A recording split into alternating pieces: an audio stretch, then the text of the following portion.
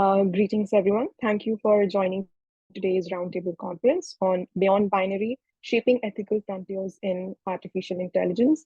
I would like to thank Dalvi, Revati, and Inderpal for joining us for this fruitful discussion.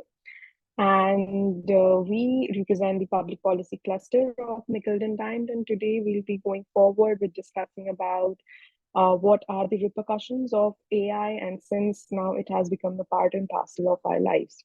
So, artificial intelligence ethics encompasses a multidisciplinary field dedicated to optimizing the positive impact of AI while minimizing risk and adverse outcomes. This involves considering data responsibility, morality, fairness, moral agency, and prevention of tech misuse. With the advent of big data, companies have intensified their efforts to drive automation and data-driven decision making, and negligence in those fields can lead to reputational damages, regulatory damages, and other legal repercussions. And I would like to point out the Belmont report, which is like an academic report, which is specifically referred to AI ethics, that embraces a guide for ethical practices in both experimental research and algorithmic development.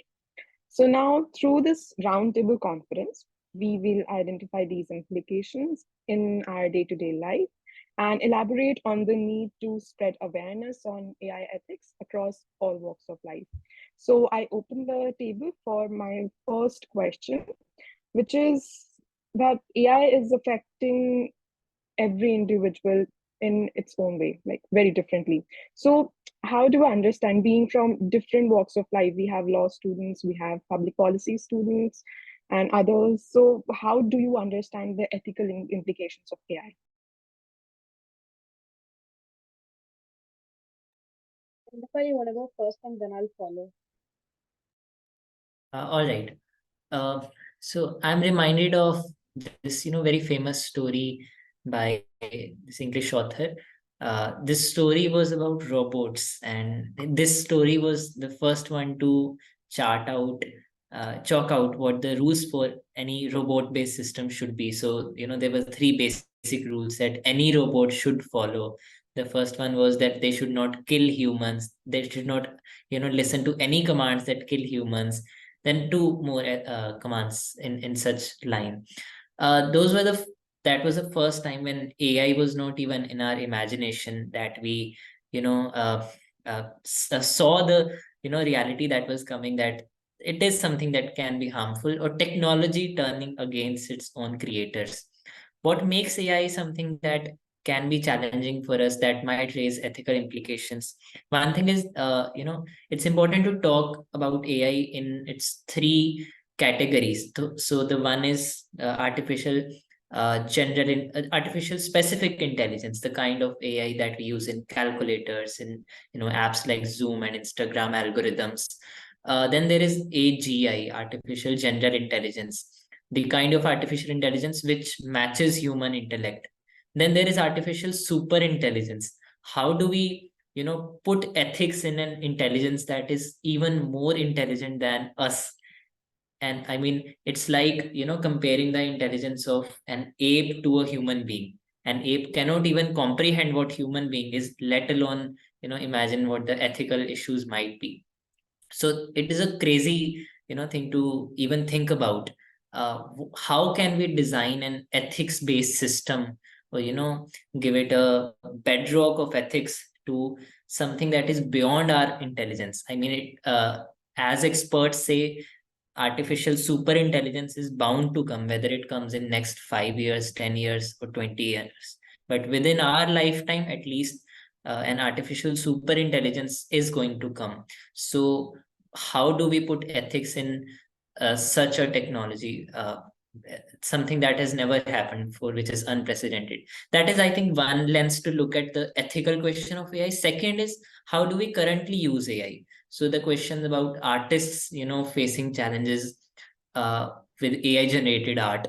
So back in the day, people used to pay an artist and then get an art.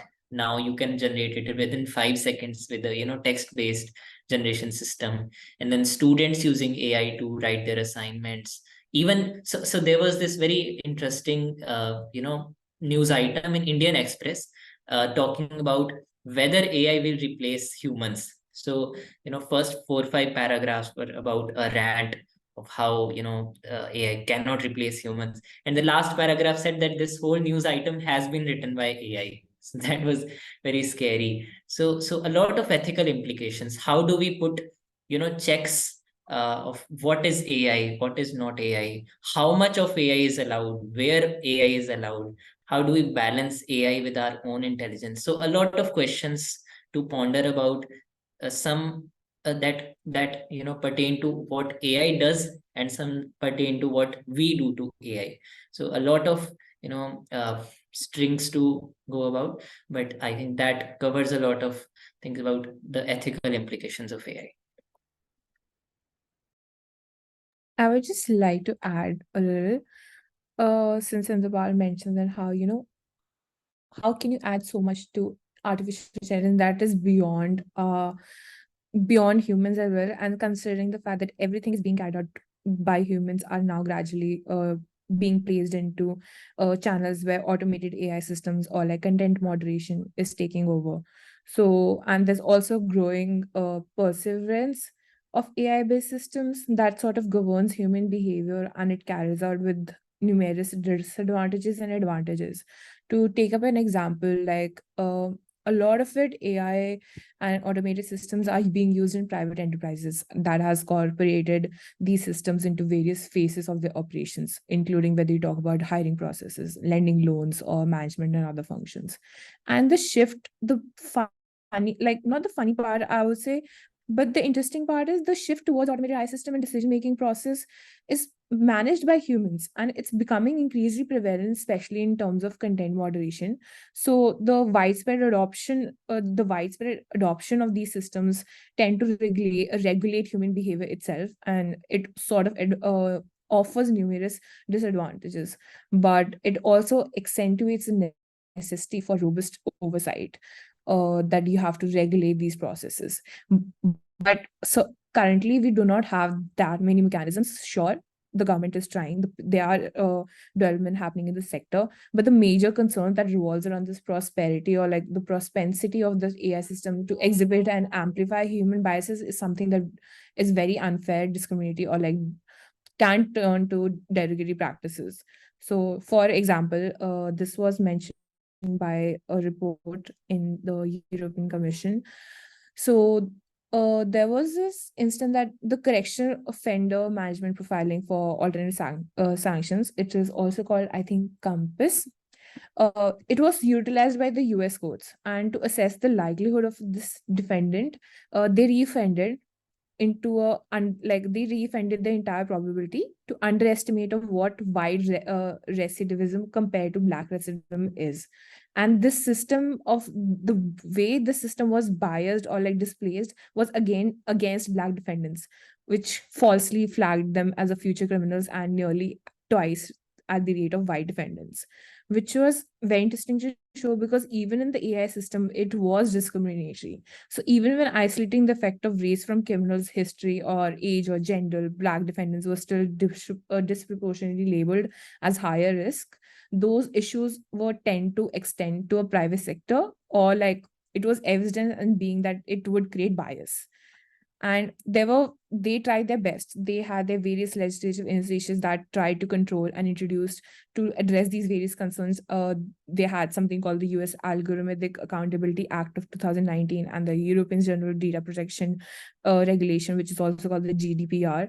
And what these initiatives were like trying to do was to impact the assessment for private entities, relying on like how these automated AI systems tend to make decisions. But it was clear that these impact assessments alone are like not insufficient to achieve the intended purposes, because a lot of times they were not ethical at the end of the day. And it calls for like a very corporations assessment, because covering the accuracy, the fairness, the bias, the discrimination that persists, or the privacy and the security of the Federal Trade Commission, it emphasizes for the impact of assessment on the individual level and to a more human level. So you have to be very careful, and I don't think so people are generally equipped that way to consider that, and the inherent complexities of the AI system, especially in the realm of content moderation, are very inadequate. So while these assessments are integral to identify the consequences of current or like proposed actions, their effectiveness is very limited due to the multifaceted challenges the AI proposal like that comes up with. And these unique intricacies have sort of impacted the schemes across jurisdictions through beneficial, or they do not address the intricate issues associated with the AI. But it also promotes information sharing entities to proactively consider the potential impacts of the AI system. So to answer whether like it is ethical or whether it's ever developing or an overlapping problem, it certainly falls short of ensuring that adequate accountability is there, but it offers limited transparency, integrity, security to process, but it also gives you an idea that this is something that an individual lacks. And this is the notice that had to be addressed, because it's been hindering the effectiveness of the strategy of those fostering oversight that needs to be assessed in a well-suited challenge or like various forms of AI system that persist.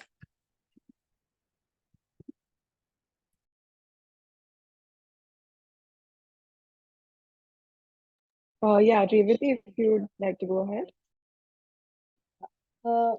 Thank you, Sutishna. I completely agree with what Indrapal and Balvi have pointed out, especially that compass example that Balvi stated. So when I think of AI, what I think of is an algorithm that continuously learns from its previous mistakes. So once an algorithm is created, how AI works is that it analyzes what past actions have been done, and it learns from those and it keeps developing on its own. So one of the repercussions of this is that you don't always, it's not transparent, right? Because you don't know how a particular algorithm has arrived at the result that it has arrived at. So this gives rise to lack of transparency, and this has also led to some extremely discriminatory algorithms. Like for example, in China, there's this inherent state surveillance system where it as which is installed in public places, right? So as people pass by, the camera analyzes their face, and if they're typically objectively they fit the persona of a Chinese citizen, they're categorized as good citizens. However, if they look like they're Muslim, or if they have a beard, or if they have a turban, they are categorized as bad citizens.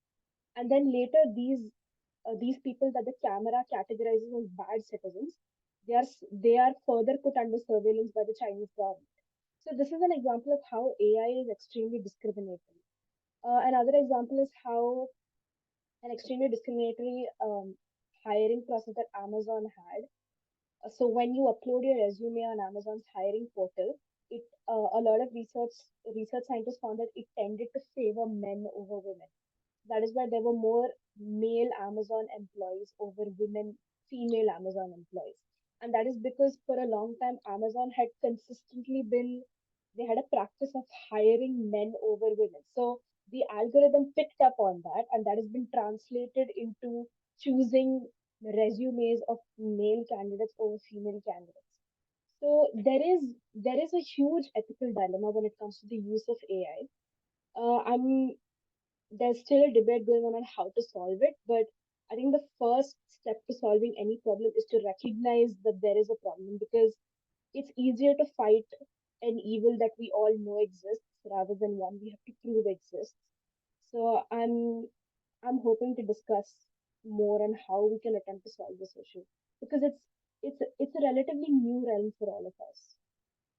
Yeah, and I mean, based on the discussion, I could gather a couple of things. First of all, we here are talking about regulation for sure. We are talking about accountability, and who are those people to be blamed if there is any data breach or if there are legal repercussions, be it in an individual level or in any sphere whatsoever. So, we all are students over here, and there is now a talk about, I mean, how can we not mention Chat GPT?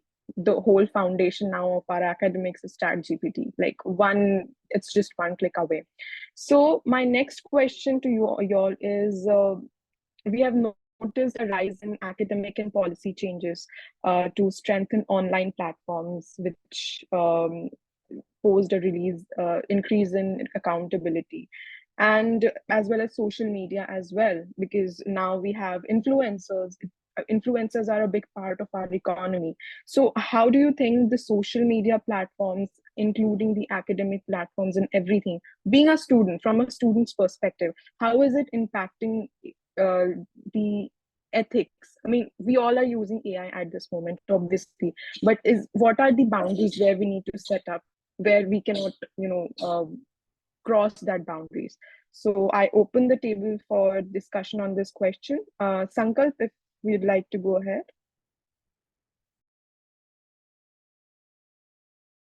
Yeah, I'd like to go ahead, but about like how far we can go. According to me, I believe that you can use ChatGPT or other AI tools for our own benefit or for our own assistance.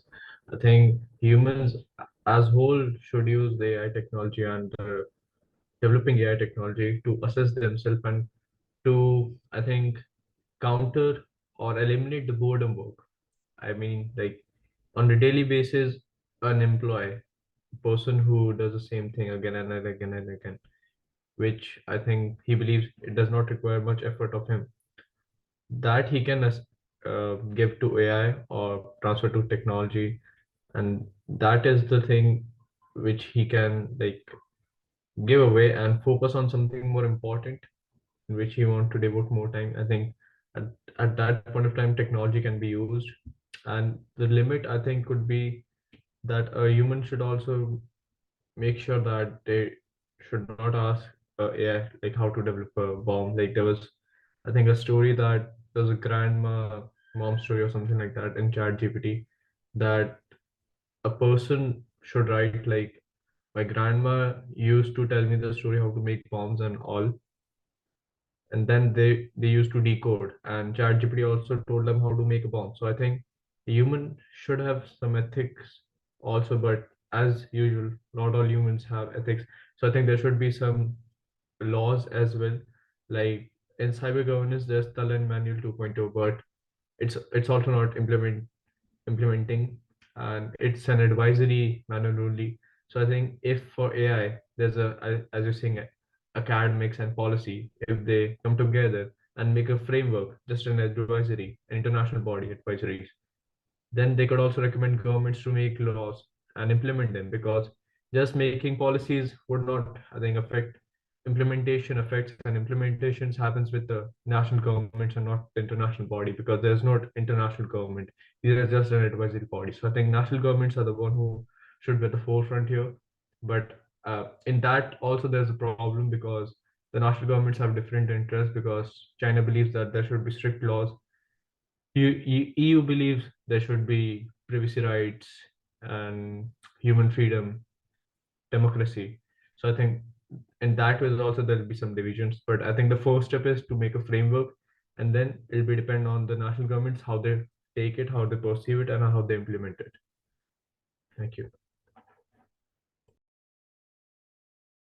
Yeah, I think again, we are talking about regulation, and I think Data Protection Act in India is a big step for it. And we have followed quite few GDPR's perspective as well.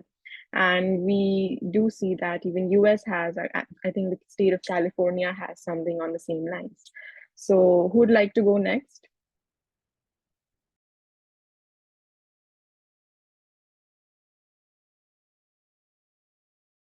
Revati, if you want to pitch in your views.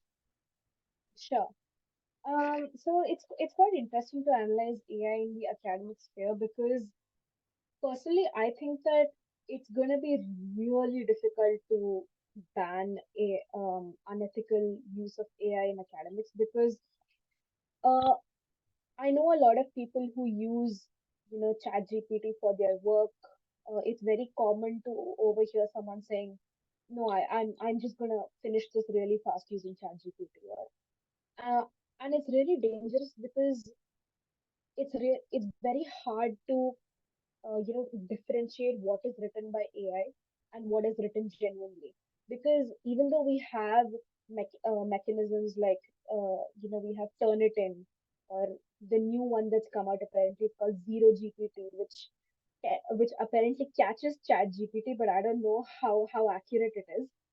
But the problem is that you can bypass these mechanisms by asking AI to rewrite plagiarized material. If you ask it to rewrite it 4 5 times, it's practically impossible to differentiate what is genuine and what is AI written, unless you show it to a professor who is so well versed in their subject that professors are really good at catching out what is genuinely written and what a machine has just typed out.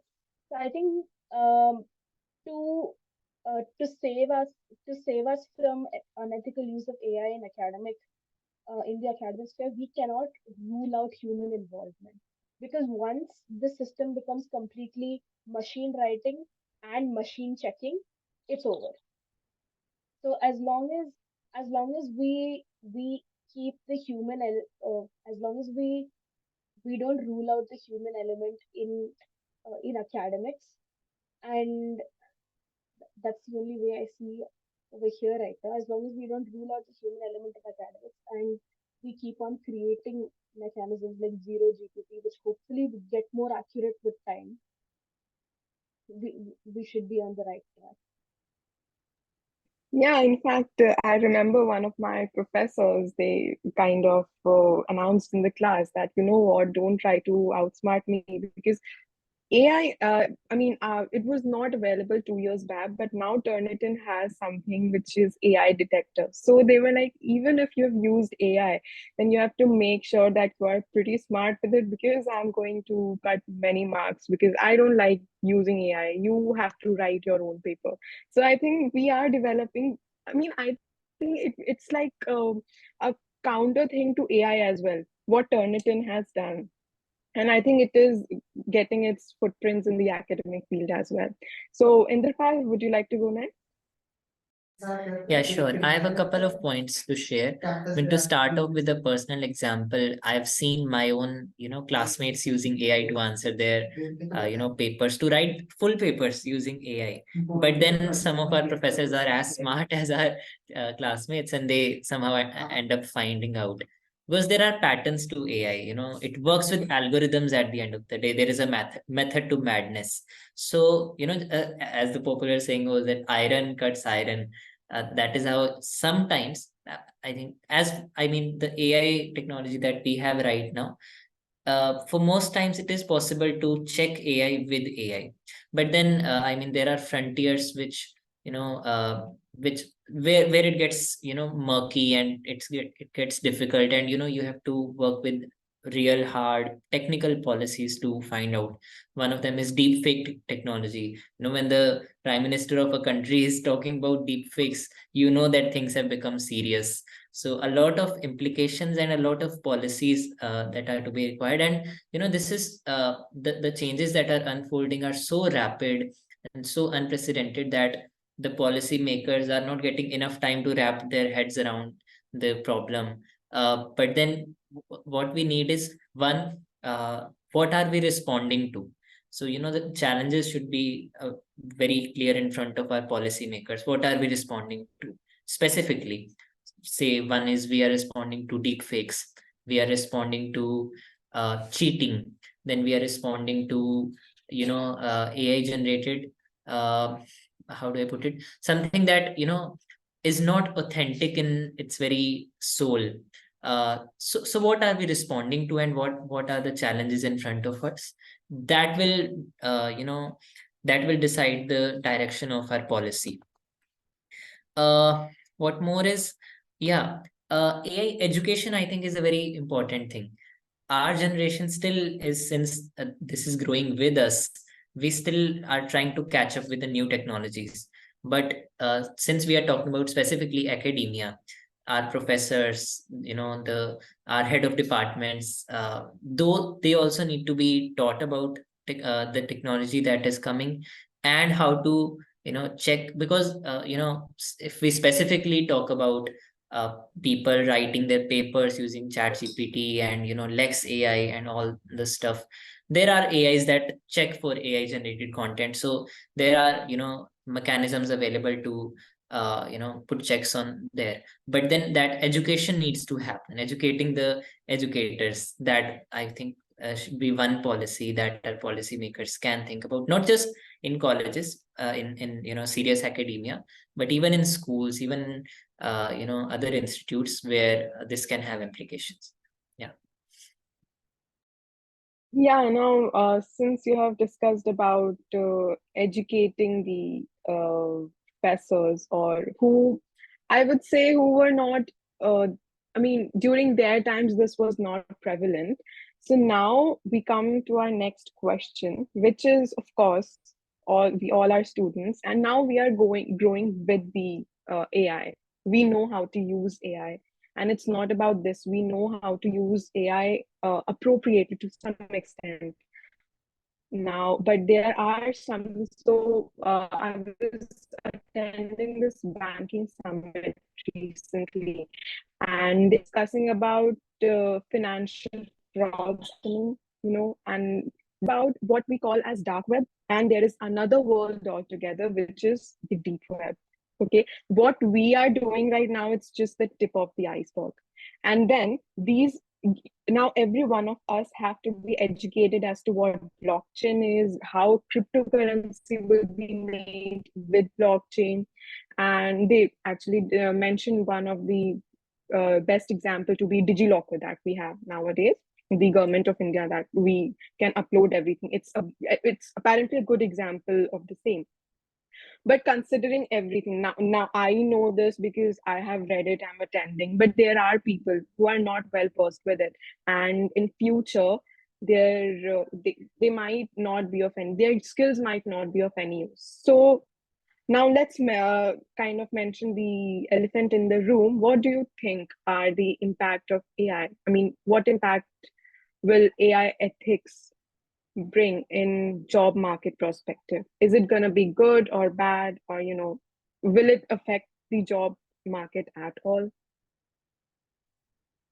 So would like to go, just keep your answers very crisp, like very crisp. Yeah, Revati. So I think the scope of AI in the job market is only going to grow because all of these discriminative practices that we've talked about, they've been built over a lot of years. So if they have to be uprooted, it's also going to take a lot of time. So if we have to, for example, take Amazon, if they have to start hiring men and women equally, the algorithm needs to learn not to reject female resumes. And that's only going to happen if we set the ball rolling towards that trend by actively ensuring that females are hired, by ensuring that the database has more female employees. So if AI has to learn to not continue its unethical practices right now, it's going to take a lot of time, and I think it has to grow, it has to progress as society progresses. So the better society gets, the better AI gets, in my opinion. Yeah, I think ultimately we have to be trained in AI. So Inderpal, you would like to go next?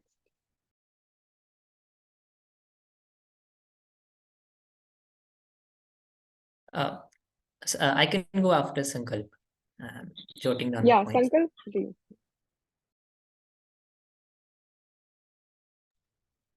I think in the AI and job market relations, I think there's a both positive and negative correlation. The positive would be the data science and data analysts. There'll be the new market opening up, and there'll be more jobs for that position, I think. And the negative could be the basically we work, which I already said earlier, that a work which can be done by AI, which is boredom for a few of the workers or few of the employees, can be replaced by AI. And it could also be, the sector could be customer care or managing relations.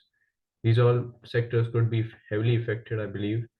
But as usual, the opening up of the new market of data science would be a new prospect. So you need to upskill the people, educations, like in the call said, like the professors need to learn about AI.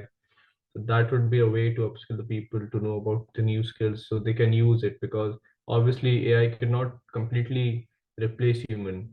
Human can use AI for their effectiveness, and if if AI will replace human, then there'll be no use, there'll be no job market, there'll be no demand, there'll be no, it's a big basic economic, no supply, no demand. So everything will be doomsday. So that's why I believe. Yeah, I think you're absolutely right that demand supply curve has to be maintained. So, Indrapal, just one or two pointers if you'd like to mention. I'll take just 40 seconds. So, as Sankalp You said have that, to complete it in 10 seconds or something. all right. So, as Sankalp said, we have to work with the cards that we are dealt with. AI is a reality, and history has been witness to the fact that, when a technology rolls out, you cannot take it back. So, we have to, work our ways around the technology that is coming and upskill ourselves, and, use it to, I mean, people were against cars when they came out because they were afraid about what will happen to carriages, but somehow the world adapted to that. So that is how the earth revolves. We invent new technologies, and then we learn how to work with them. So that is, I think, uh, the way to go. Thank you. Yeah, and like just to Yeah, add, I feel like it literally boils down to the interplay between digital rights, government control, and influence of the tech companies and how they challenge the complex environment, and how well we just to navigate the evolving landscape of digital technologies that exist currently and impacts the society. yeah, I think kind of you all are right. And we have kind of covered every aspect of AI ethics that might impact our lives in general. So thank you all. Thank you, Sankalp, Dalvi, Revati, Indrapal. And it was apparently a fruitful discussion. Hoping to meet you for the next roundtable conference. Thanks a lot.